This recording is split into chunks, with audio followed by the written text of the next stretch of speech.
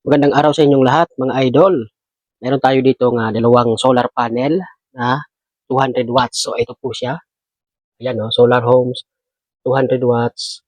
Ang kanyang IMP ay 6.02 ampere, BMP 33.22 volts, IEC 6.41 amps, at ang kanyang BOC ay 37.90 volts. So ayan po siya. At ang kanyang timbang 11.41, dimension 1070 by 1000 by 30 mm. Maximum system voltage 700 volts. Maximum series fuse rating 10 ampere. So ayan po siya mga idol ano. Bali dalawa po yan. Ganun din dito sa isa nating solar panel. So for today's video ay ituturo ko sa inyo kung paano nga ba mag-series at mag-parallel ng mga solar panel. So ayan. Ano nga ba ang mangyayari kapag nag-series tayo ng ating solar panel? So, ito po yung example ano. Kapag nag-series tayo ng ating solar panel, mag-a-add yung kanyang BMP. Ayan, yung kanyang voltage ano. Mag-a-add siya kung ilan yung i-series natin, mag-a-add po siya at yung ating current ay same pa rin. Same pa rin po ano, hindi siya mag-a-add. Ito lang po ang voltahe ang magdadagdag. Kapag nag-parallel naman tayo, parallel connection, yung ating current naman, siya naman po yung mag-a-add at yung ating voltahe ay same pa rin. So, yan po yung connection niya.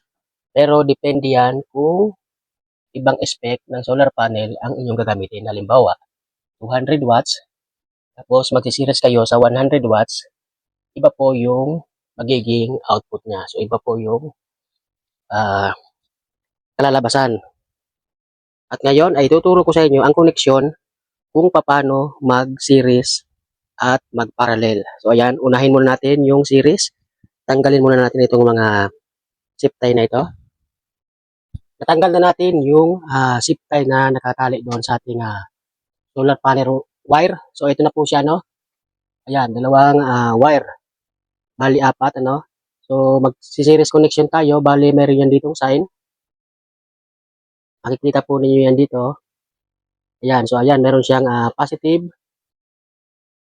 At ito naman ay negative. Yan, negative po yan. Yan po yung sign niya. Oh. Negative. Meron din dito, positive at negative. So, para maka-connection tayo ng series connection, ang gagawin natin, itong ating negative ng ating kabilang solar panel at ito naman na positive, ang kabila rin na solar panel, yan po ay i-connect natin. Ayan. Yan na po siya na i-connect na po natin. At itong dalawang output na ito na po yung papunta sa ating mga SCC. So, dahil naka-series connection na tayo, asahan natin na yung voltahe ay tataas. Bali, 33 volts. Ang lalabas po dito ay nasa 66 volt na po. Ano? So, ayan po. Ganun lang po yung ating series connection. Bali, yan po yung itsura niya. Ano? Yan. Ganyan po yung series connection. Ngayon naman mga bossing, sa parallel connection naman tayo. Ayan, so tinanggal ko ulit yung MC4. Ito po yung dalawang terminal nila, tig-isa. So ang gagawin natin dahil parallel connection, pagsasamahin natin itong positive at itong negative. So ganyan po yung connection niya. At gagamit tayo ng ganito mga busing oh. Y connector, ano? MC4 Y connector. So dito po natin siya i-connect. Ito yung ating positive. Yan. At yung positive din ng ating isang solar panel. Yan po. At pagsasamahin din natin yung dalawang negative ng ating solar panel. Yan. So, bali ganito na po yung posisyon niya para maging parallel connection. At yung output po nito, pinag-isa na natin yung dalawang solar panel. Ito yung positive, ito yung negative. Ang mangyayari po dyan, same voltage pa rin po yung lalabas dito sa ating MC4, papunta ng SSC. At yung current niya po, yun po yung mag-a-add. Depende sa kung maganda yung panahon. So, ganito po yung parallel, ano? Magkasama yung negative at magkasama yung positive. So, ganyan po yung connection niya. So, ayan mga idol.